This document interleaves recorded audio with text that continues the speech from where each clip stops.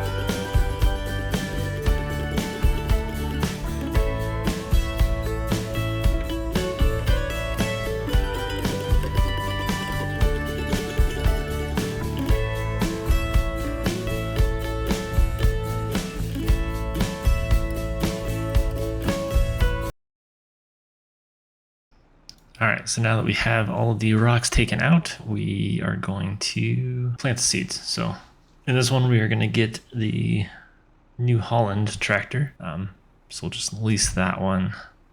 We're just kind of testing out all the tractors here. So we got our New Holland tractor, the Genesis T8. So got that one, and then the Kinsey seeder. So we're gonna use that. Right now it's obviously filling up with the corn. Once we get it filled up here, we will switch it to cotton. And we'll get that cotton field planted, and then we'll switch over and do the sorghum field. So sorghum field will be field 61, like I said. So that is the plan for this portion of it.